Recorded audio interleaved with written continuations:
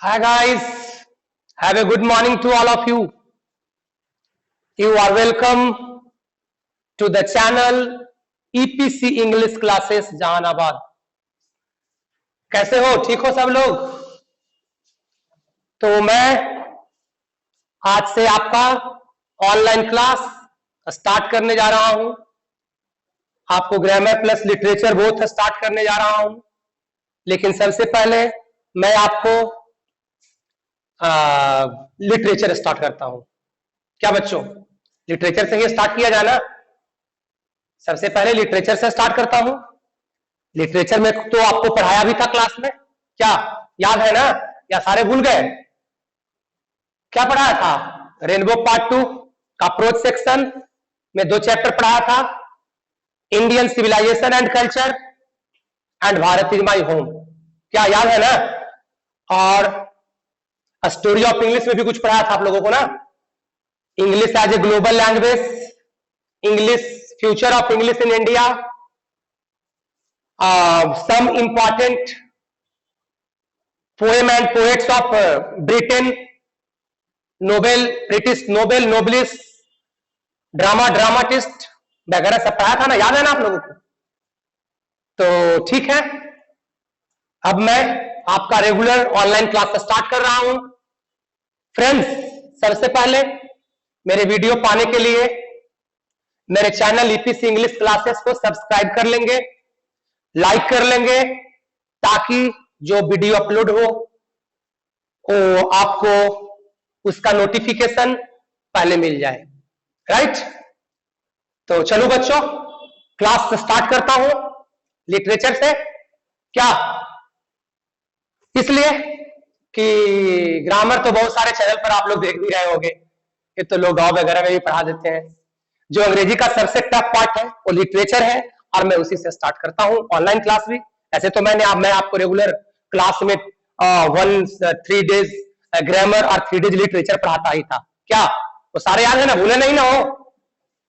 वो चीज नहीं ना भूले हो, या मुझे भी नहीं ना भूले हो? याद है ना? अरे हम जैसा ही है ना, कोई दूसरे साथ तो नहीं ना है? हाँ, तो आ जाइए मेरे क्लास में, यू आर मोस्ट वेलकम। आज से हमारी पढ़ाई सिलसिलेवार तरीके से चलेगी। मैं आपके साथ हूं, मैं आपको भूला नहीं हूं। शायद आप लोग ही मुझे भूल गए होंगे, लेकिन मैं नहीं भूला हूं। I always try my best for the well performance of the students of Jehanabad. पता है ना, इस बार 12 का रिजल्ट रिकॉर्ड ब्रेक, इपीसियंस they have broken the all previous results. क्या जानते हो ना?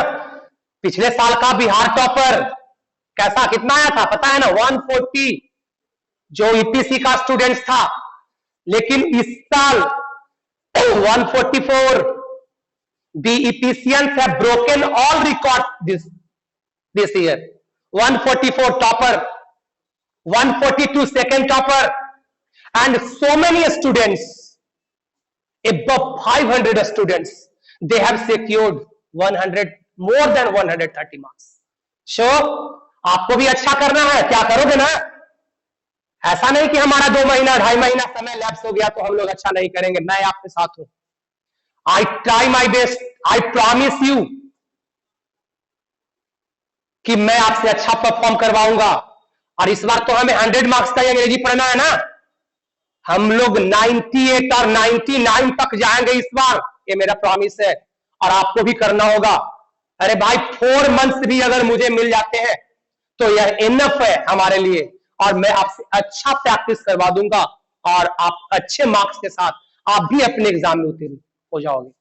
ठीक है? You won't bother, you won't worry, चिंता मत करोगे, मैं आपके साथ हूं।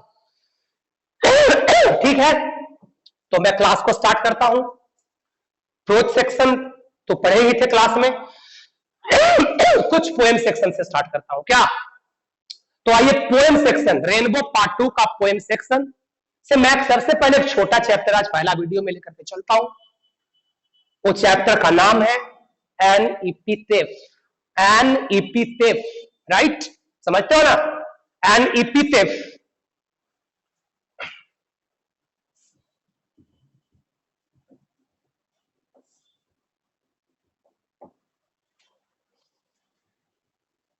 Okay, first of all, try to understand what do you mean by an epithet. सबसे पहले समझने का प्रयास करो epithet से क्या समझते हो। 2 नंबर का क्वेश्चन आपके एग्जाम में आएंगे भाई, निश्चित, बिल्कुल।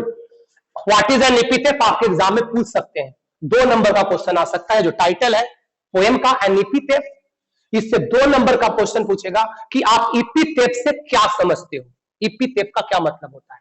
सबसे पहले इसका हिंदी मीनिंग समझ लो बच्चों। क्या समझते हो हिंदी इसका epithet का मतलब? नहीं तो ठीक है। देखो इसका मतलब होता है स्मृति लेख, स्मृति लेख बोलते हैं इसको। स्मृति यादाश्त, यादगारी को बोलते हैं स्मृति, स्मृति लेख। है क्या epithet? It is an inscription, यह एक लेख होता है, लेख लिखा हुआ होता है। ऑन ए टॉम्ब, टॉम्ब समझता है? टॉम्ब का मतलब मकबरा, जिसमें डेड बॉडी को दफना दिया जाता है। ठीक है, तो एन epithet, epithet क्या है? इज एन इंस्क्रिप्शन, एक इंस्क्रिप्शन है, एक लेख है, लेख। ऑन ए टॉम्ब, टॉम्ब का मतलब मकबरा, जिसमें डेड बॉडी मरने के बाद गाड़ी जाती है। ठीक है, made in the memory of the dead, उससे क्यों बनाया जाता है epithet को? तो जो मर जाते हैं उनके यादगार में, उनके याददाश्त में वो जो लिखा जाता है मकबरा के ऊपर, एक शिला होता है, शिला, शिला समझते हो, पट, और उसी पर कुछ लिखा जाता है, उसी को बोला जाता है epithet। राइट, समझ रहे हो ना? तो आओ 2 नंबर का क्वेश्चन पूछ सकता है आपके एग्जाम में, 2 नंबर का क्वेश्चन बनता है, आया भी है, आ सकते हैं आपके एग्जाम में। तो सबसे पहले समझ लो epithet क्या है। तो epithet का मतलब है an epithet, an epithet is an inscription, an epithet is an inscription, inscriptions का मतलब लिखावट। ठीक है, epithet क्या है? एक लिखावट है, लिखावट है। ठीक है, कहां लिखावट है? On A tomb, on A tomb, समझते हो टॉम्ब? मकबरा, मकबरा जिसमें डेड बॉडी को क्या किया जाता है? गाड़ा जाता है। ठीक है, made in the memory of the dead, made in the memory of the dead. Right, बनाया जाता है कौची में? मेमोरी में, यादाश्त में। किसके यादाश्त में? जो लोग मर जाते हैं उनके यादाश्त। और उसी को क्या कहा जाता है? तो उसे बोला जाता है epithet। समझ में आई? epithet क्या है? रट जाओ, अंग्रेजी में रट जाओ, अंग्रेजी। हमारे यहां अंग्रेजी को हिंदी में लिखाई जाती है। अरे दोस्त, friends, try to enhance your English skill, try to improve your English.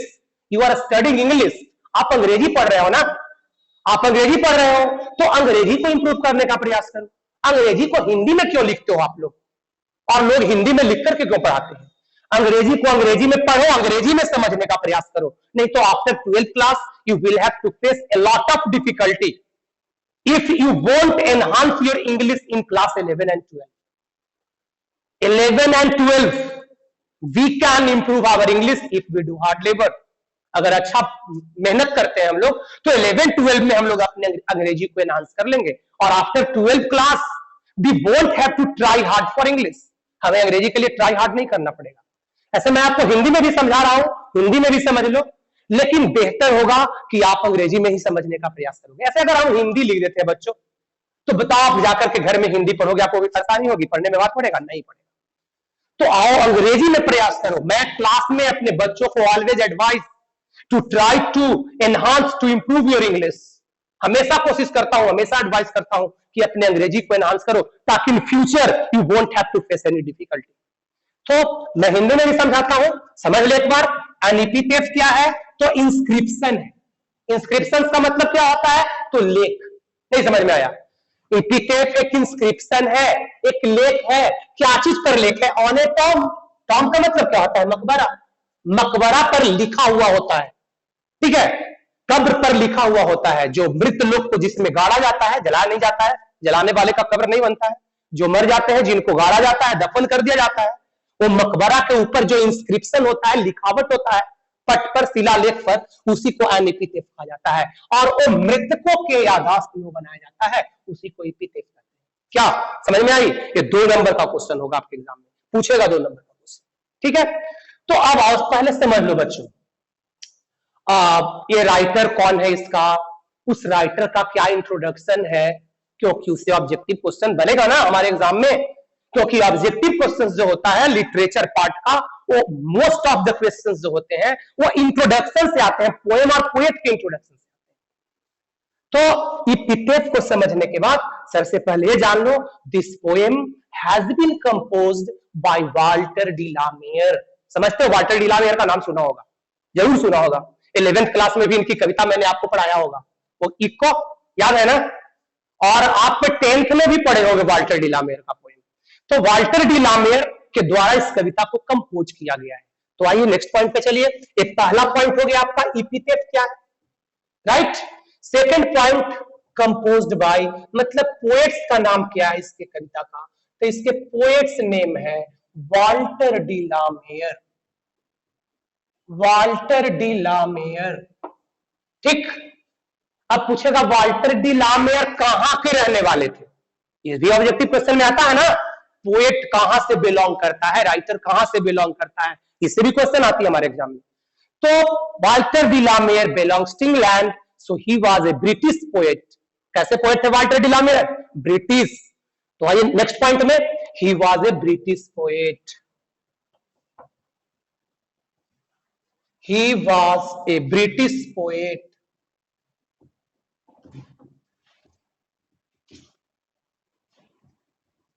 ठीक है, Walter de la Mare England के रहने वाले थे, इसलिए ब्रिटिश पोएट के नाम से जाने जाते हैं।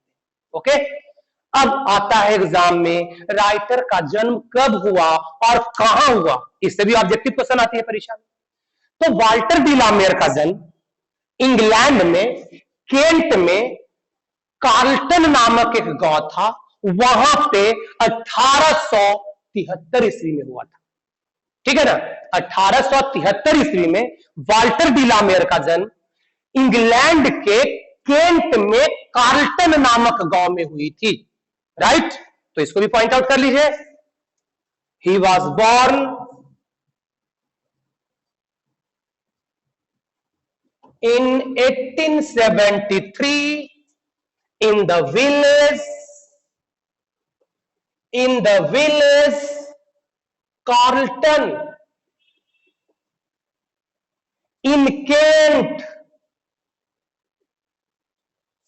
इंग्लैंड। ओके, कहां जन्म हुआ था, कब जन्म हुआ था? 1873। कहां जन्म हुआ था? कार्लटन नामक विलेज में। वो कार्लटन नामक गांव कहां पड़ती है? तो इंग्लैंड में केंट है ना, वहीं उसी में यह गांव कार्लटन पड़ती है, वहीं पे वाल्टर डी ला मेयर का जन्म 1873 ईस्वी में हुआ था। ओके, ये इंपॉर्टेंट पॉइंट है, ये इंपॉर्टेंट पॉइंट है, ये इंपॉर्टेंट पॉइंट है, ये पूछ सकता है आपके एग्जाम में। ठीक है, अब ये जानना है कवि कैसे थे Walter de la Mare, type of the poet क्या था, पूछता है ना एग्जाम में 1 नंबर का question. Type of the poem, type of the poet, ये किस प्रकार की कविता है, किस प्रकार के कवि है। ठीक है, तो पोएट जो थे वह काल्पनिक कवि के रूप में जाने जाते थे, राइट, इमेजिनरी पोएट के रूप में जाने जाते थे। वाल्टर डी ला मेयर एक काल्पनिक कवि के रूप में जाने जाते थे, इमेजिनरी पोएट के रूप में जाने जाते थे, because he always composed about his imagination, हमेशा अपने कल्पनाओं के बारे में ही लिखा किया करते थे। He is also known for his sensitive concerns with the world of children and super natural, बच्चों की दुनिया से और दैविक शक्तियों की दुनिया से अपना गहरा संबंध रखने के लिए वाल्टर डी ला मेयर जाने जाते हैं, राइट। तो नोट कर लो, इमेजिनरी पोएट के रूप में जाने जाते हैं Walter de la Mare. He is an imaginary poet, काल्पनिक कवि है वाल्टर डी ला मेयर, है ना। कैसे कवि है? काल्पनिक कवि है। अंग्रेजी में क्या बोलते हैं काल्पनिक कवि को? इमेजिनरी पोएट, काल्पनिक कवि है। ठीक है, और पूछ सकता है कि वाल्टर डी ला मेयर किससे अपना गहरा संबंध रखने के लिए जाने जाते हैं? पूछ सकता है एग्जाम में, ऑब्जेक्टिव क्वेश्चन में। Walter de la Mare is known for his sensitive concerns with the world of, आगे ब्लैंक्स दे देगा, ठीक है ना। तो वाल्टर डिलामेयर जाने जाते हैं अपना गहरा संबंध बच्चों की दुनिया और दैविक तत्वों की दुनिया से अपना गहरा संबंध रखने के लिए वाल्टर डिलामेयर जाने जाते हैं, ठीक है ना। इमेजिनरी पोएट तो है ही, टाइप हो गया उनका इमेजिनरी पोएट। इसके साथ साथ पूछेगा किससे अपना गहरा संबंध रखने के लिए वाल्टर डिलामेयर जाने जाते हैं, तो लिख लो ही इज नोन, वह जाने जाते हैं, for his sensitive concerns, for his sensitive concerns with the world of children, with the world of children and supernatural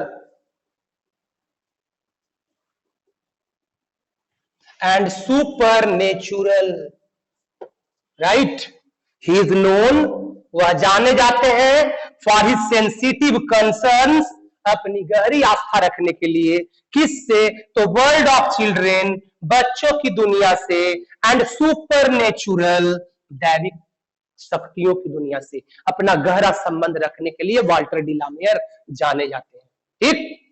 अब ध्यान दीजिएगा, इस कविता में कवि एक महिला के लिए अपने सैड फीलिंग को एक्सप्रेस किया है। ईपीएफ कविता जो है एक छोटी कविता है, इसमें पोएट अपने सैड फीलिंग को एक्सप्रेस किया है फॉर ए लेडी, एक महिला के लिए जो मर गई है और उसे कब्र में दफन कर दिया गया है, ठीक है ना। Because the poet was her true lover, क्योंकि जो कवि था उस महिला का ट्रू लवर था, वास्तविक प्रेमी था, और that lady was very beautiful, वह महिला बहुत सुंदर थी। व्हेन शी वाज अलाइव, जब वह जीवित थी, she was the most beautiful lady of the west country, right. बहुत सुंदर महिला थी, बहुत सुंदर, इक्का दुक्का ही महिलाएं पश्चिम के देशों में उसके जितना सुंदर थी, है ना। लेकिन सुंदरता की व्याख्या नहीं की गई है, कर्मों की व्याख्या की गई है, क्वालिटी की व्याख्या की गई है इस कविता में, वर्चू की व्याख्या की गई। गुण अमर रहता है, virtue is मॉर्टल, virtue is immortal, virtue जो होता है इमॉर्टल होता है, अमर होता है। मैन इज मॉर्टल, ब्यूटी इज मॉर्टल, सुंदरता मर जाती है, सुंदरता समाप्त हो जाती है, मरणशील है, but the beauty of डिड्स is immortal, लेकिन कार्यों की सुंदरता, the quality of a man is immortal, आदमियों का जो क्वालिटी होता है वो अमर होता है, वो कभी नहीं मरता है। तो एक सुंदर महिला की व्याख्या नहीं की है, ये मैसेज है from this poem. The poet gives us the message that we should develop a good virtue, a good quality in ourselves. हम लोगों को अपने आप में अच्छा गुण, अच्छा क्वालिटी उत्पन्न करनी चाहिए, ताकि अगर मर भी जाए तो people remember our virtue, people don't forget our quality, people won't forget our virtue. यही मैसेज है इस कविता के माध्यम से। तो एक नंबर का क्वेश्चन पूछेगा बाबू ऑब्जेक्टिव क्वेश्चन में कि कवि किस तरह के फीलिंग को एक्सप्रेस किया इस पोएम एंड एपिथेट में, तो सैड फीलिंग को एक्सप्रेस किया है, लिख लो, the poet expresses his sad feeling, the poet expresses his sad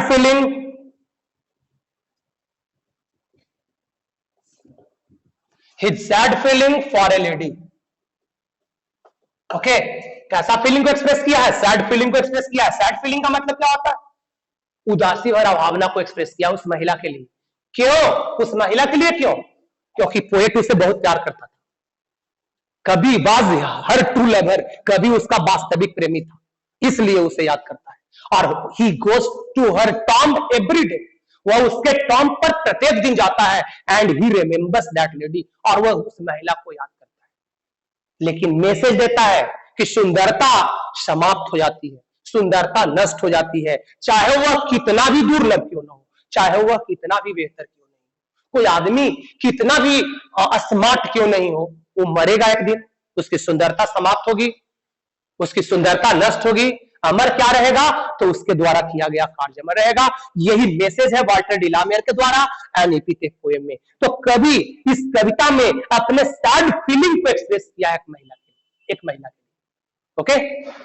तो अब होगा कि वाल्टर डी लामेयर का मौत कब हुआ था, तो वाल्टर डी लामेयर का मौत 1956 में हो गई थी। He died in 1956।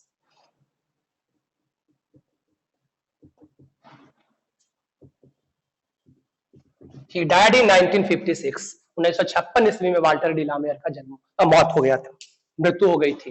ठीक है, और इंट्रोडक्शन रहा है कविता का और पोएम का और पोएट का।